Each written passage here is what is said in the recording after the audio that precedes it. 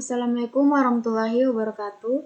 Perkenalkan, nama saya Tirsya Fitra dengan NIM 2203189.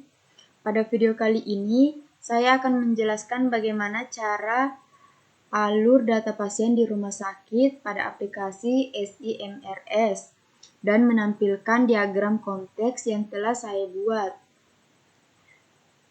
Dan ini bagian-bagian SIMRS-nya, yaitu yang pertama TPP, yang kedua poliklinik, yang ketiga rawat inap, keempat HRD, kelima UGD, keenam kamar jenazah, ketujuh ruang rehabilitasi, 8 ICU, ke-9 isolasi, ke-10 ruang hemodialisa, ke-11 apotik, ke-12 lab, 13 NICU, ke-13 PICU, 15 radiologi, 16 rekam medis, 17 ruang bersalin, yang terakhir ruang operasi.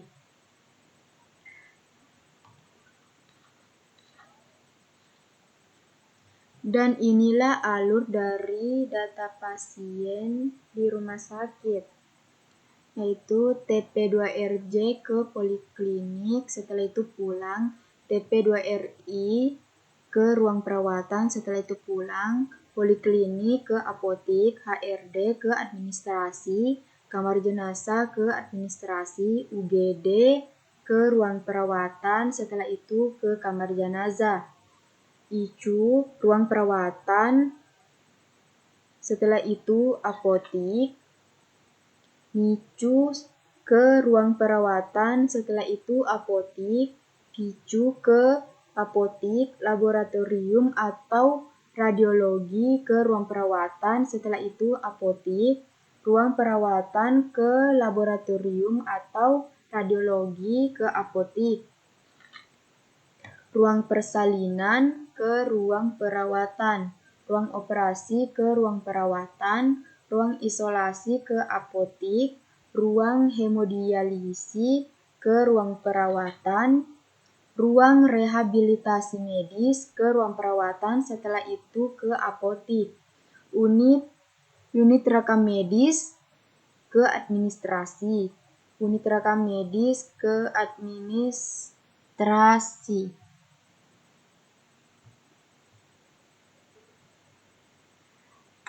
Inilah diagram konteks yang telah saya buat,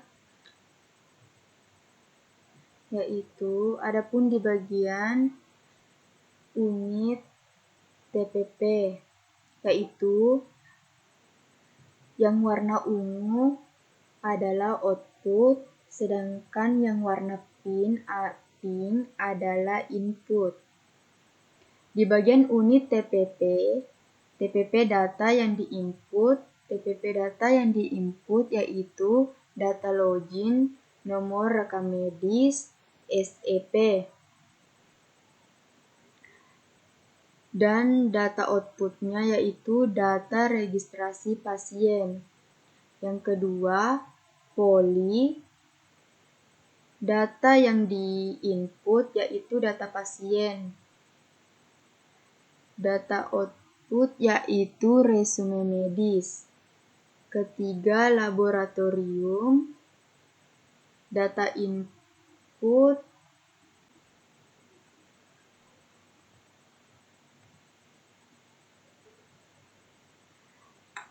inilah diagram konteks yang telah saya buat, yaitu adapun di bagian unit TPP, yaitu yang warna ungu adalah output, sedangkan yang warna pink adalah input. Di bagian unit TPP data yang diinput, yaitu data login, nomor rekam medis, SEP.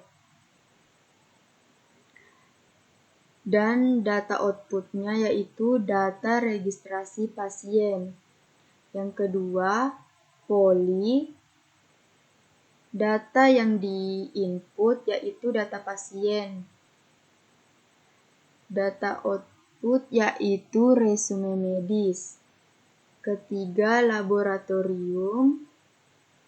Data input, data rujukan lab. Output, jenis dan hasil lab. Radiologi, data yang di-input yaitu data rujukan radiologi. Data jenis dan hasil radiologi. Rehabilitasi, data yang di-input, data rujukan rehabilitasi. Data outputnya jenis dan hasil rehabilitasi. Hemodialisa, data yang di-input yaitu data rujukan hemodialisa dan data output hasil hemodialisa. Rekam medis, data yang di-input data medis, data output, kode penyakit, kode tindakan, kode obat, analisis kelengkapan berkas. HRD, data yang di-input, data pegawai rumah sakit. Data output, data pegawai rumah sakit. Apotik, data yang di-input, resep obat, data obat.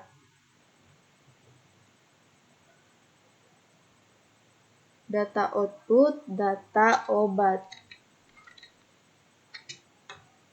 Resume medis, data UGD, data yang di-input resume medis, data outputnya data pasien resume medis. Ruang perawatan, data inputnya data pasien, data outputnya data dan resume medis. ICU, hasil perawatan ICU, data inputnya pasien resume medis, data outputnya hasil perawatan ICU. NICU, data inputnya data pasien, data resume medis, data outputnya perawatan NICU. PICU, data input data pasien resume medis, data outputnya hasil perawatan PICU. Ruang bersalin, data input data pasien, resume medis, rujukan, data outputnya hasil persalinan. Ruang operasi, data input. Data yang di-input data pasien, resume medis, rujukan.